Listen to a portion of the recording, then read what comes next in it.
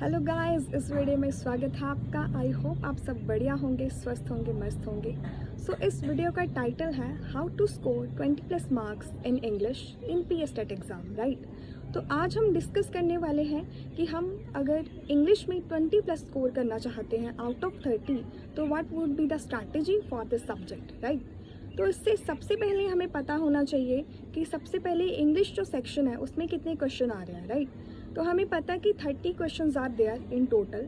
उनमें 15 questions are from the paragraphs and 15 questions are from the pedagogy subject, है ना।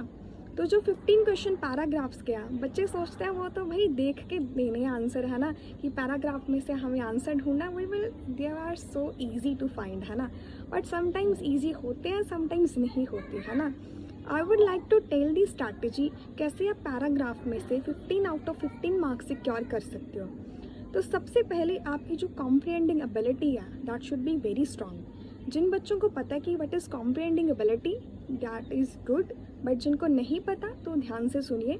एक होती है reading, second is comprehending ability, यानी कि whenever we are reading a line, हम उसको अपने मन में ट्रांसलेट कर रहे हैं, राइट, उसकी ट्रांसलेशन कर रहे हैं, बट उसका कितनी जल्दी हम मीनिंग अंडरस्टैंड कर रहे हैं। For example if I would say that my name is Harshdeep Kaur, है ना, तो इसका मतलब क्या हुआ, मेरा नाम हर्षदीप कौर है, मैं इंस्टेंटली इमीडिएटली अपनी माइंड में कन्वर्ट कर रही हूँ, ट्रांसलेट कर रही हूँ। मैं कितनी स्पीड से कर रही हूँ, दैट मैटर्स अ लॉट, है ना।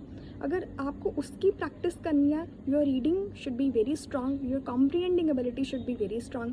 एग्जाम में ये ना हो आप एक पैराग्राफ लेके बैठे हो, है ना, उसका 40 मिनट्स आपको उसी पे लग रहे हैं, भाई रीडिंग मीनिंग ये समझ ही आ रही है ना।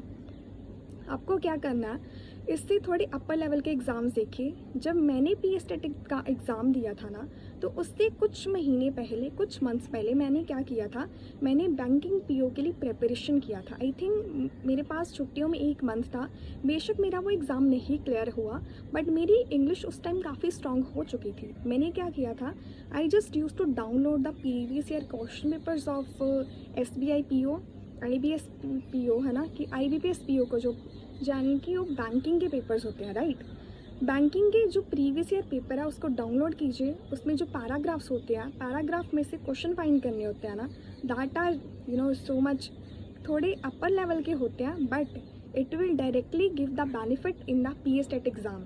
अगर आपने उसकी इंग्लिश की कोई प्रिपरेशन नहीं की ज़्यादा, अगर आपकी वोकैबुलरी ठीक ठाक भी है, अगर आप वो पैराग्राफ्स अच्छे से करते हो, है ना, अपनी रीडिंग को, अपनी वोकैबुलरी को स्ट्रॉन्ग करते हो, अपनी कॉम्प्रिहेंडिंग एबिलिटी को स्ट्रॉन्ग करते हो, तो आपके जो पैराग्राफ्स में से आंसर बड़ी इजीली आ जाएंगे। आपको आसान लगेगा, भाई जो पीएसटेट लेवल का पैराग्राफ है मुझे अब आसान लग रहा है। बट अगर आपने इंग्लिश की बिल्कुल भी प्रेपरेशन नहीं की हुई, अगर आप सीधा ही जाओगे एग्ज़ाम में कि जो 10th क्लास के हैं ना पैराग्राफ में से आंसर आ रहा, तो may be you will feel a little bit difficulty आपको लगेगी उस एग्ज़ाम को सॉल्व करने में।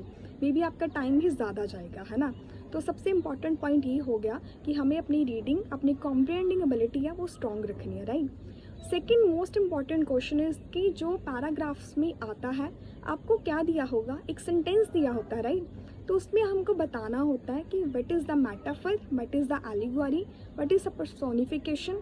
ये 3-4 ना कुछ वर्ड्स होते हैं जो अगर आप previous year question paper analyse करोगे ना, 3-4-5 साल पहले के, या पी टेट के ले लो, सी टेट के ले लो, उसमें ना कुछ इंग्लिश की टर्म्स होती है। आपको क्या करना है, whenever you are solving a previous year question, अगर उसका जो भी ऑप्शन है वो उसका मीनिंग तो आपको देखना ही देखना, बट जो साथ में 3-4 वर्ड्स दिए हुए हैं ना, उसका भी मीनिंग अच्छी तरह से देखिए कि इस वर्ड का क्या मीनिंग है, किस सेंटेंस के साथ रिलेटेड है। बिकॉज नेक्स्ट टाइम अगर आपको एग्जामिनेट क्वेश्चन पूछेगा ना, may be that question is not same as that question, but उसी टॉपिक में से, उसी ऑप्शंस में से क्या पता सेंटेंस और कोई हो जो दूसरा ऑप्शन है वो उसका आंसर हो सकता है ना।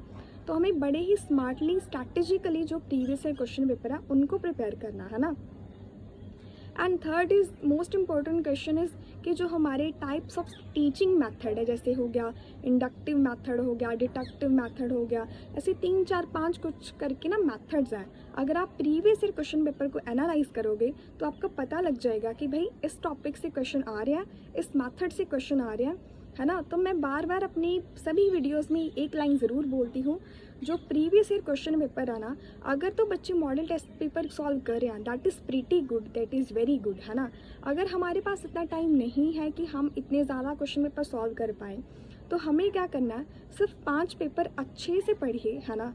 तो उनको 5 बार आपको रिवाइज़ करना है, एनालाइज करना है। ऐसे नहीं बैठना कि अगर रोज़ पूरा पेपर नहीं कंप्लीट कर पा रहे, आप ऐसा कीजिए, एक सेक्शन लीजिए, भाई 30 क्वेश्चन मुझे आज अटैम्प्ट करने हैं and this should be the time limit, मुझे इतने टाइम में इतना कवर करना, इतने मेरे आंसर्स ठीक होने चाहिए। अगर नहीं हो रही तो देखिए उनके सॉल्यूशंस देखिए, जो आंसर्स ठीक है दैट इज़ प्रिटी गुड, जो नहीं ठीक उनके चारों ऑप्शंस को एनालाइज कीजिए, भाई ये क्वेश्चन कहाँ से आया है ना।